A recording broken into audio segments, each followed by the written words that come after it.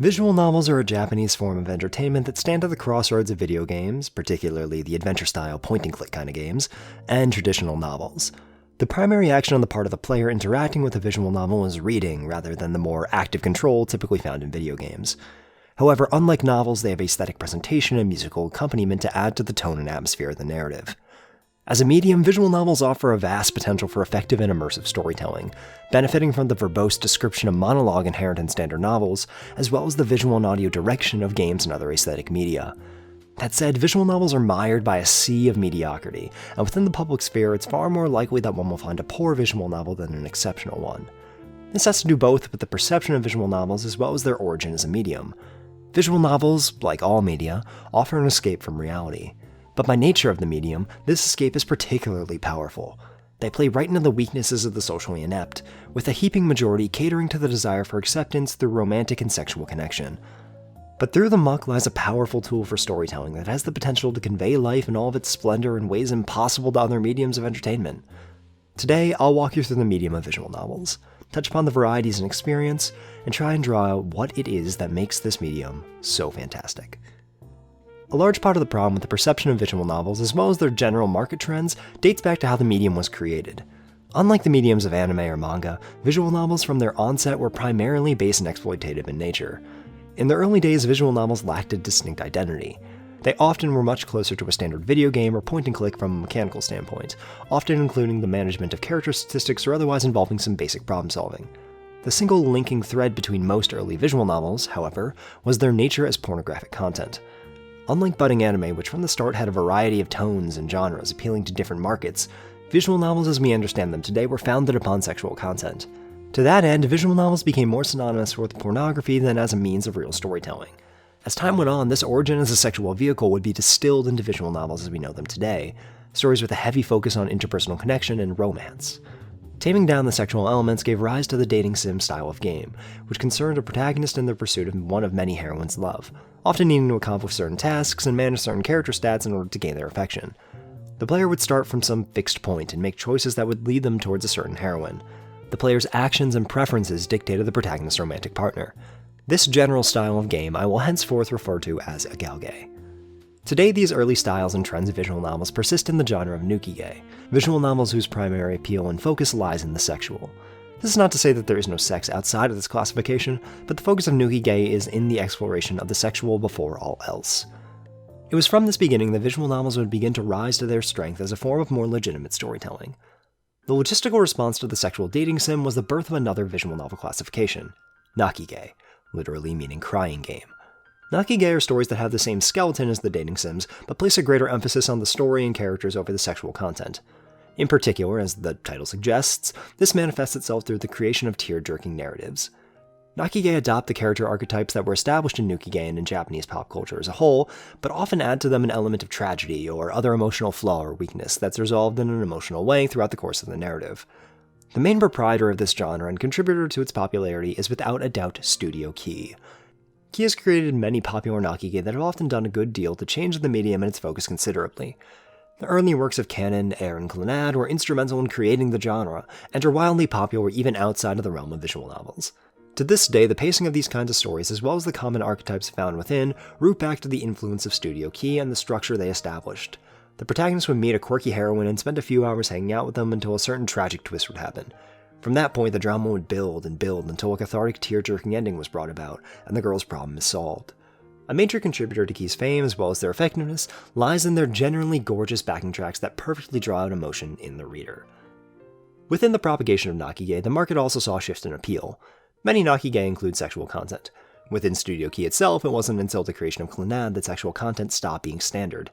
But they often required many hours of reading before reaching anything sexual in nature. In this, the focus shifted away from sex and more towards character and forming a relationship. More and more emphasis was put on the arc of a heroine and the pathos of their resolution. This isn't to say that the nature of visual novels as a means of escapism really went away. In many ways, it actually got worse. These stories saw a protagonist not only be sexually desirable, but often a perfect hero to girls in need of his help, a concept that would later be critiqued in many visual novels as the trend cemented itself within the medium. What these stories were, however, was more substantive. Canon is about the finite nature of life, how the acceptance of pain leads to a more fulfilling time on this earth. airs about family and the inherent beauty in the human experience. These stories were tools for escape, but ironically began to sing of the joys inherent in life. If anything, the propagation of Nakige was essential in legitimizing the medium and in allowing for the creation of ever more story and character-oriented visual novels in the days to come. And it was here that we began to see stories that truly broke from the mold of the blank protagonist and the 5 to 8 female heroines model that had been so common to Galgame thus far. As a response to the structure and expectation of the medium, we got works like the masterful Infinity series, penned by Uchikoshi, which told mind-bending stories of logic, love, and perspective, that used their nature as visual novels to weave narratives that can't be replicated in any other medium. You might more readily recognize Uchikoshi as the man behind the world-famous Zero Escape series, which tames down the Infinity series a bit and adds a heaping help of adventure game to create a story that's found a steady niche. His works balance science fiction and drama delicately, and their influence can perhaps be seen most clearly in the humongous cultural force that is Steins Gate. Equally important when discussing this shift is the famous Ryukishi of 7th Expansion, the man behind the When They Cry series, comprised of Higurashi no Naku Koro and Umineko no Naku Koro.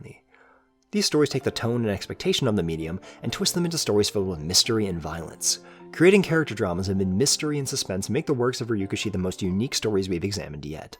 But perhaps the most influential break from the classic setting and structure of visual novels is the collective work of one Kinoko Nasu, the man behind the Garden of Sinners, Tsukihime, and most important to our discussion here, the overwhelmingly popular Fate Stay Night.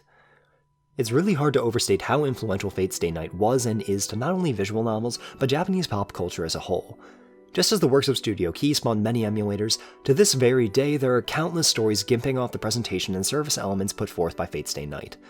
The game took visual novel structure and applied it to a modern fantasy action setting, filled with boisterous battles of ideology under the context of a pseudo-historical battle drama. Engagement and escape were terms that now meant so much more in the medium.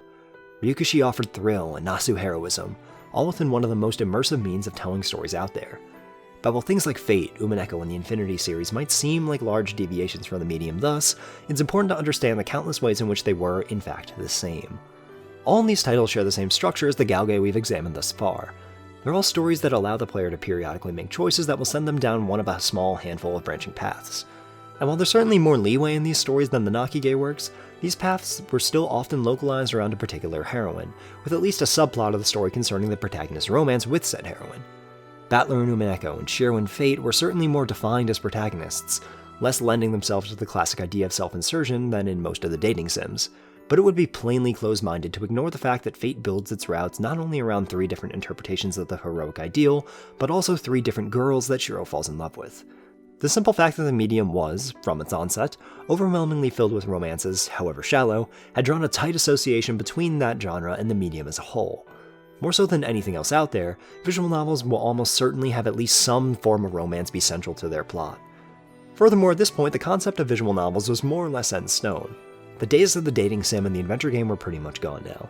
It was now possible and easy to define what a visual novel was, such that it made sense to call all of these titles visual novels to begin with. Many of these stories were popular and certainly influential, all embracing levity and tropiness amidst their drama and high emotion.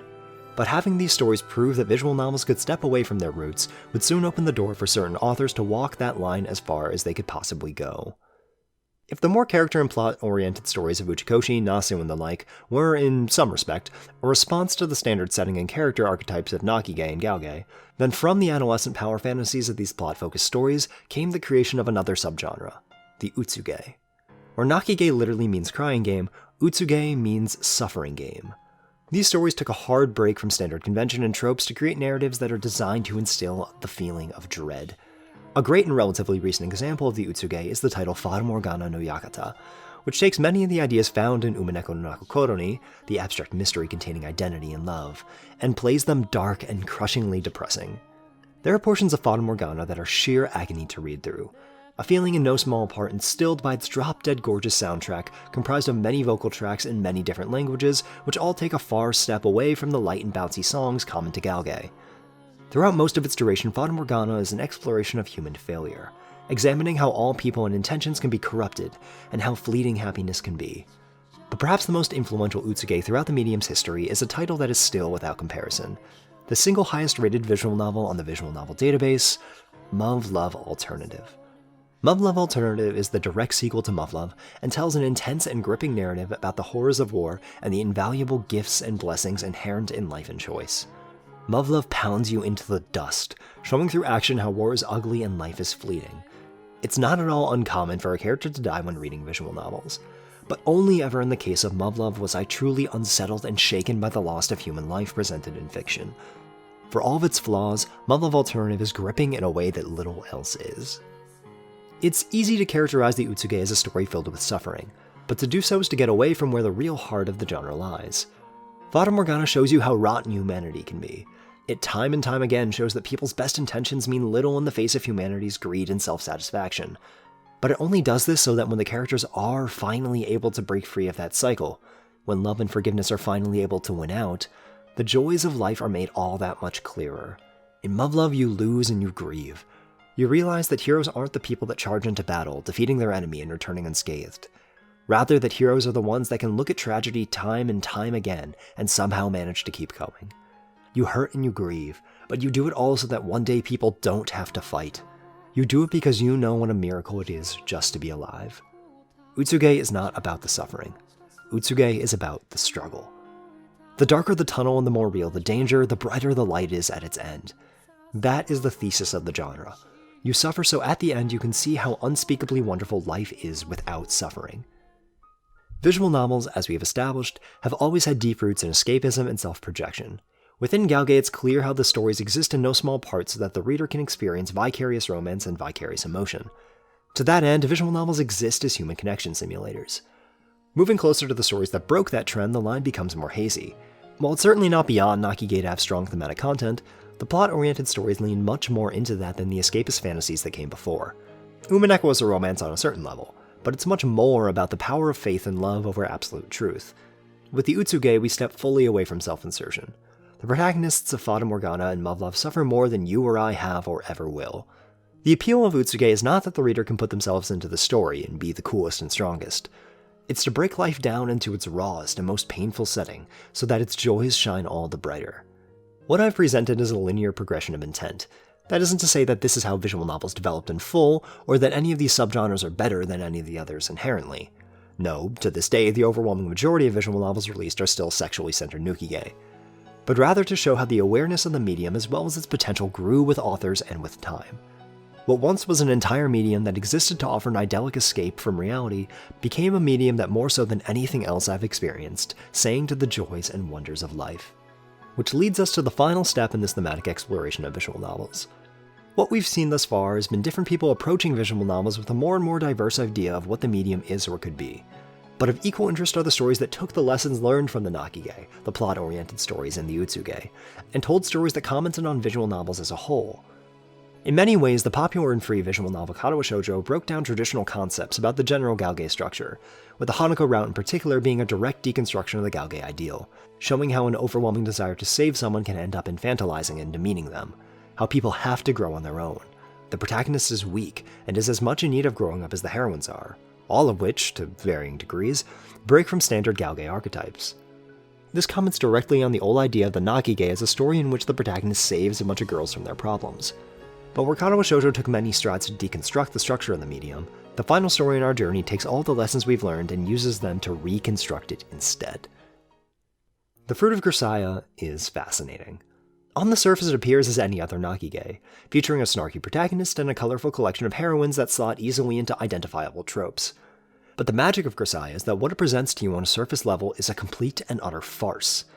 The protagonist Kasumi Yuji isn't a self-insert at all, and as the story goes on, proves to be one of the most well-developed characters in the narrative. And every archetype that the girls appear to be on the surface is either just a false conclusion or a deliberate facade they wear to help cope with their own miserable lives. And one of the most interesting things about Grisaia is that it isn't hiding any of this from you.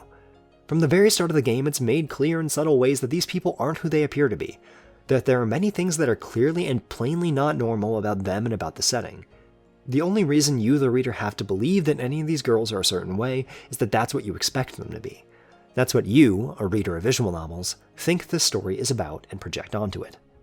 The Fruit of Grisaia writes itself knowing what biases and expectations the common reader is likely to bring with them when they read it. That is, all of the elements of plot and character common to Nakige, and turns them on their head.